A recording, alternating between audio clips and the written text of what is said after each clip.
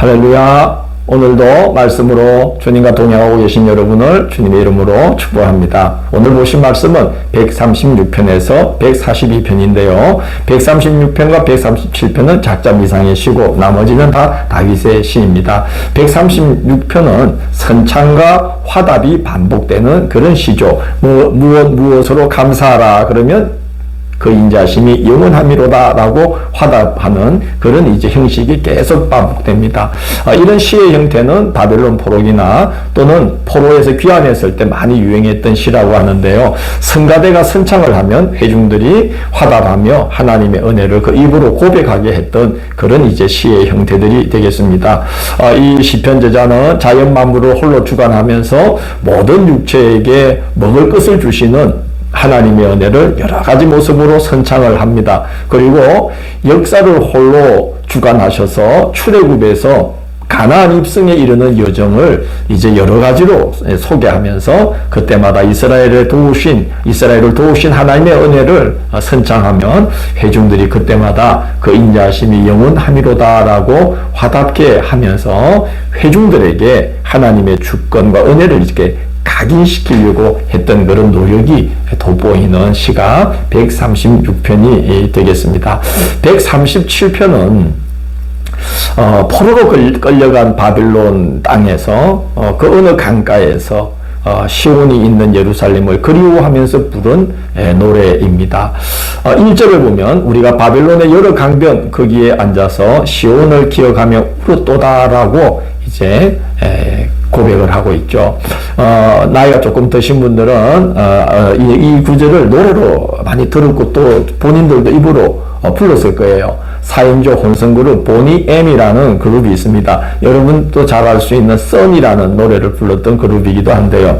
그들이 이걸 가지고 이 137편을 가지고 이걸 작사로 해서 곡을 붙여서 이제 노래를 불렀죠. By the rivers of Babylon where we sat down, and there we were, when we remember the Zion. 아마 이런 리듬 기억나실 겁니다. 바벨론 사람들이 자기들의 흥을 돋우기 위해서 야, 우리에게 노래로 한번 시중을 들어봐. 이럴 때 우리가 바벨론 강가에 앉아서 시온을 그리워하면서 우리가 어쩌다가 이렇게 되었는가 탄식하면서 그러나 하나님의 심판이 바빌론에게 임하기를 갈망하면서 간청하는 기도를 드렸다 하는 내용이 되겠습니다.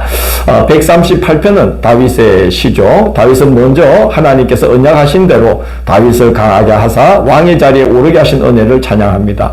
2절을 보면 주의 말씀을 주의 모든 이름보다 높게 하셨습니다 하고 다윗이 고백합니다. 이것은 하나님께서 당신의 이름을 걸고 언약하신 말씀을 반드시 이루셨음을 노래하고 있는 것입니다. 왕이 되게 하신 거죠. 기름 부으면서 기름을 부어주시며 하신 언약대로 그를 높여주셨다는 겁니다. 그리고 앞으로도 하나님은 다윗과 맺은 언약을 성실하게 이행하실 것이라는 믿음을 하나님 앞에 드립니다. 7절을 보면 내가 환난 중에 다닐지라도 주께서 나를 살아나게 하시고 주의 손을 펴사 내 원수들의 분노를 막으시며 주의 오른손이 나를 구원하시리이다 라고 고백하면서 하나님께서 자신과 맺은 언약을 앞으로도 성실하게 이행할 것이라는 그 믿음을 고백하고 있습니다. 139편에서는 하나님에 대해 말할 때에 이제 우리가 흔히 이제 말할 때 전지전능하시고 무소부재하신 하나님이라는 표현을 쓰지 않습니까? 전지전능이라는 것은 알지 못하는 것이 없고 행치 못할 일이 없다는 뜻이죠.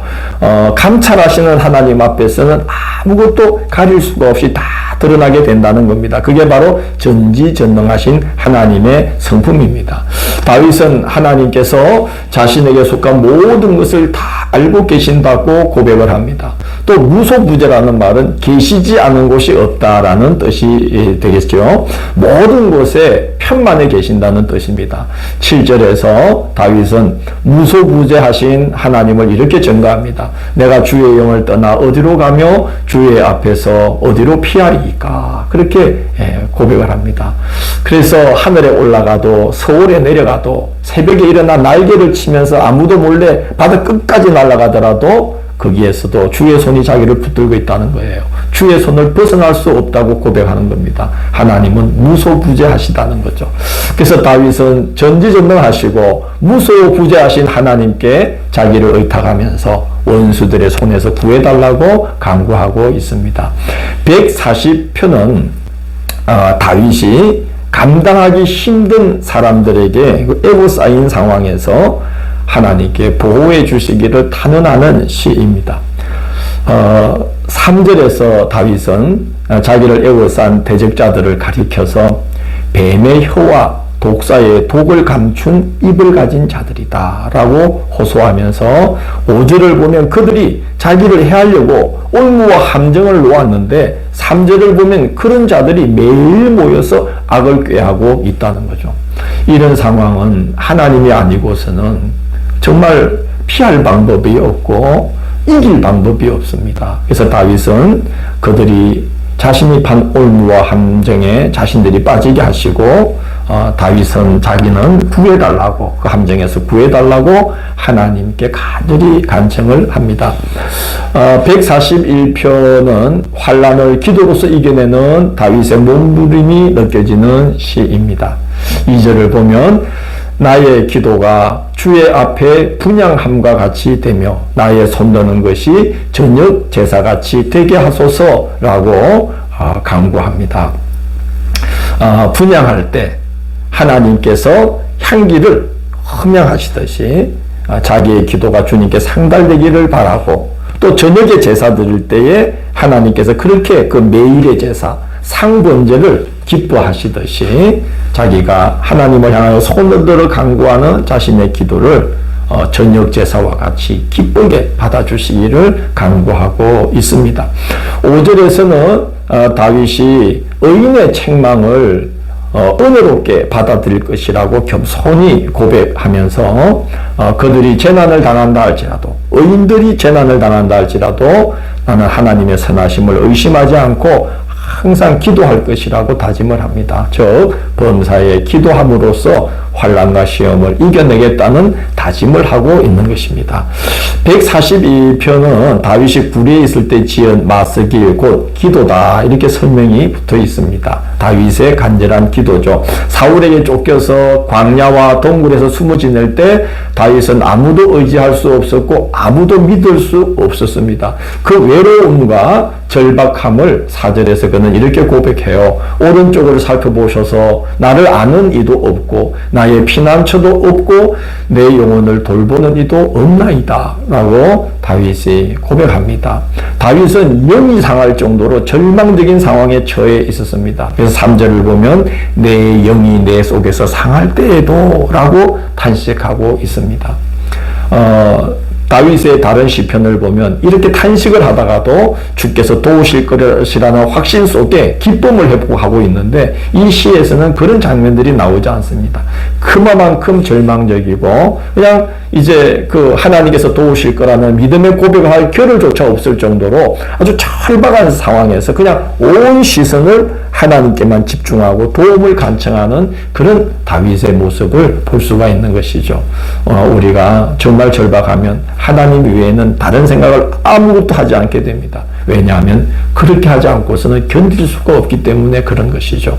이 142편은 다윗이 바로 그런 상황에서 온 마음과 온 시선을 오직 하나님께만 집중하고서 그 위기를 벗어나고 있는 모습을 우리가 그 142편에서 만날 수가 있습니다. 성도는 그렇게 하나님께 우리의 눈길을 고정시키고 온 시선과 마음을 하나님께 모을 때에 하나님의 도움과 그 능력을 경험하면서 하나님을 깊이 알아간다는 생각이 듭니다. 그렇게 하나님과 더불어 살아가시는 하루하루가 되기를 원합니다. 내일 7월 8일 목요일은 시편 143편에서 150편을 할렐루야 할렐루야 라는 제목으로 살펴보겠습니다. 오늘도 함께 해주셔서 감사합니다. 주님이 우리를 도우심으로 또 우리가 주님께 마음과 시선을 메어둠으로 말미암아 우리는 우리가 이길 수 없는 어려운 상황들을 이기며 건널 수 없는 그런 시험들을 건너가며 지금까지 왔습니다. 주님 저희들을 도우셔서 항상 마음을 하나님께 묶어두고 주님께 믿음을 드리며 믿음의 고백을 드리며 주와 더불어 승리하는 우리의 하루하루가 되도록 인도하여 주옵소서. 예수님 이름으로 기도드립니다. 아멘.